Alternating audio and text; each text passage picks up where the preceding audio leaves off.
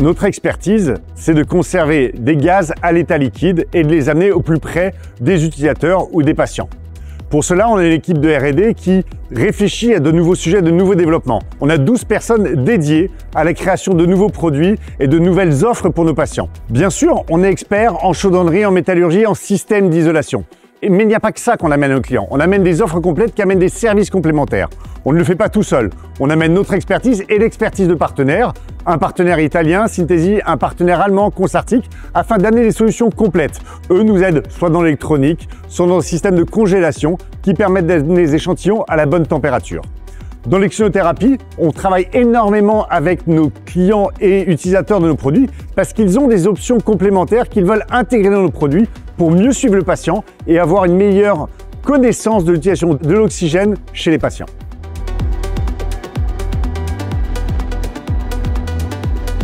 Dans la cryogénie, on utilise deux matériaux, l'aluminium et l'inox. Ici, nous avons de l'aluminium. Ces deux matériaux vont avoir une caractéristique différente. L'aluminium va être léger et relativement malléable. L'inox, lui, va être très résistant, mais plus lourd. L'intérêt d'avoir ces deux matériaux, c'est qu'on va pouvoir répondre à tous les besoins des clients, de petits récipients jusqu'à de grands récipients. La technologie qu'on utilise ensuite, ça va être un assemblage de technologies qui permettent d'isoler le réservoir intérieur du réservoir extérieur de l'équipement. Le but, bien sûr, de conserver un froid à l'intérieur de moins 180 ou moins 196 degrés et à l'extérieur, la température ambiante. C'est comme un thermos que vous pouvez avoir chez vous pour votre gourde, seulement avec des températures beaucoup plus exigeantes.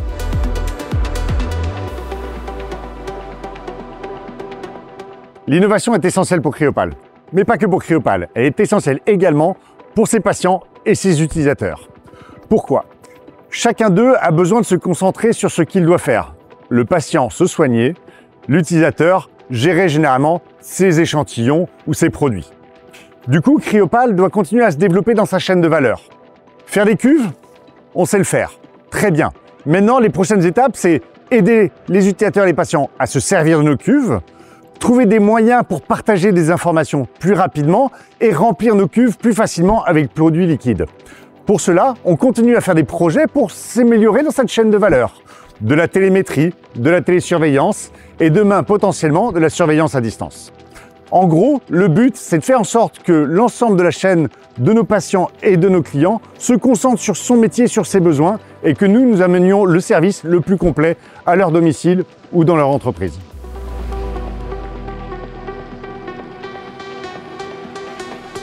La qualité, c'est essentiel dans ce métier-là. Notre responsabilité, c'est de savoir faire notre métier, de faire une cuve, de faire des soudures, de faire des produits qui sont bons.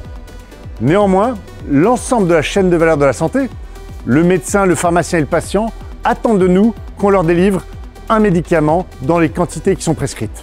Pour cela, on fait 100% des tests pour être sûr que ce médicament soit toujours disponible.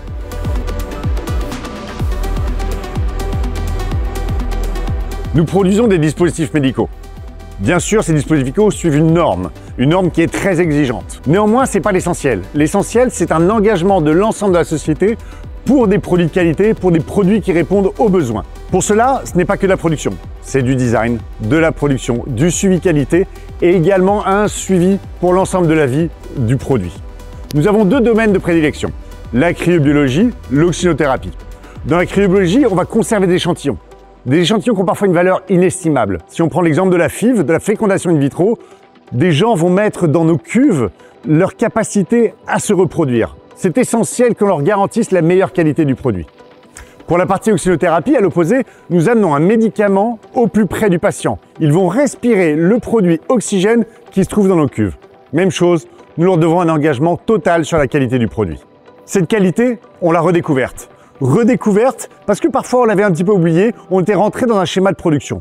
Et il y a eu le Covid en 2020. Durant le Covid, on est resté ouvert H24. Pas une seule journée de fermeture pour Cryopal. On a dû répondre à un besoin de l'ensemble de l'Europe, de l'Italie, la Belgique, la France, l'Espagne qui avaient besoin de nos produits pour sauver des vies. À ce moment-là, l'ensemble des collaborateurs qui ont eu la possibilité de travailler chez Cryopal ont redécouvert le fait que nous étions là pour accompagner des patients tout au long de leur vie.